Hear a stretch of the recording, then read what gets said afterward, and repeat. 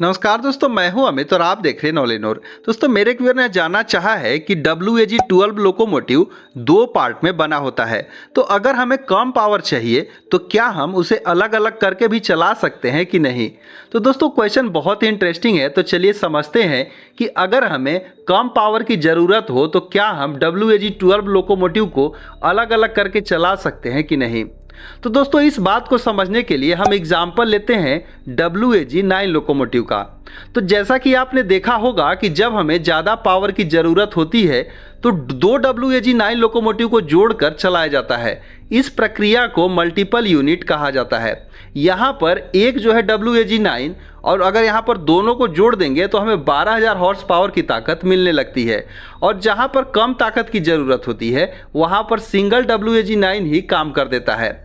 लेकिन वहीं अगर हम बात करें WAG-12 लोकोमोटिव की, तो दोस्तों WAG-12 लोकोमोटिव जो है वह WAG-9 से बिल्कुल अलग है।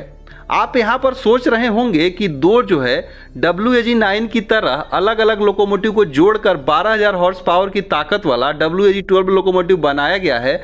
तो दोस्तों, ऐसा बिल्कुल भी नहीं है। यहाँ पर इसकी जो प्रक्रिया, जो भी इसके फंक्शन है, जो भी इसकी कार्य करने की जो सिस्टम को बनाया गया है, इनकी जो डिजाइनिंग है, दोनों को एक साथ मिलाकर बनाया गया है, तभी यह जो है पूरी तरह से काम करेंगे। यहाँ पर यह WAG-9 से बिल्कुल अलग है। दोस्तों, होता क्या है कि अगर किसी एक लोकोमोटिव में इतनी ज़्यादा पावर यानी कि 12,000 हॉर्स पावर की ताकत डाली जाए तो उसमें जो ट्रैक्शन मोटर होंगे, उसमें जो कन्वर्टर ट्रांसफार्मर होगा, उसमें जो बैटरी पैक होगा और जितनी भी टेक्नोलॉजी उसमें डाली जाएगी, तो सारे चीज़ मिलाने के बाद वो लोकोमोटिव जो है बहुत लंबा हो जाएगा। और इतने लंबे लोकोमोटिव को इसी रेलवे के ट्रैक्स पर चला पाना पॉसिबल नहीं होगा, क्योंकि जो टर्निंग वगैरह आएगी तो उतने लंबे लोकोमोटिव जो है कर्व पर पूरी अच्छी तरह से नहीं मुड़ पाएंगे।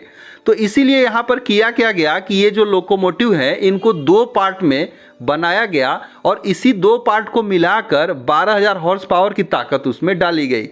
इसमें हुआ क्या कि अगर आप देखेंगे तो जो बैटरी पैक है एक लोकोमोटिव में है, इसके अलावा उसका कंट्रोल सिस्टम जो है दोनों लोकोमोटिव के साथ सिंक्रोनाइज होता है। साथ ही साथ अगर इसके और भी फंक्शन के बारे में देखेंगे, जैसे कि यहाँ पर पावर जो है, पावर डिस्ट्रीब्यूशन के जितने सारे सर्किट बनाए गए हैं, उन दोनों का जो सिंक्रोनाइजेशन है, उनकी जो केबलिंग है, वह दोनों को एक साथ जोड़कर करी गई है। साथ ही साथ उनकी डिजाइनिंग है और जितने सारे सेफ्टी इंटरलॉक हैं जो एक दूसरे से पूरी तरह से काम करते हैं, चाहे वह रियर तरफ हो जहां पर लोको पायलट बैठते हैं या फिर बैक साइड हो, तो सारी चीज़ों का जो कंट्रोल सिस्टम है एक दूसरे से सिंक्रोनाइज किया गया है। यह जो है WAG-9 के मल्टीपल यूनिट के जैसे नहीं है। अगर इन्हें अलग अलग कर दिया जाए तो यह काम ही नहीं करेंगे। उनकी जो सिंक्रोनाइजेशन है, जिस तरह से इनके कंट्रोल सिस्टम को एक साथ जोड़कर बनाया गया है, अगर इनको अलग हम कर देते हैं तो वह काम करना बंद कर देंगे।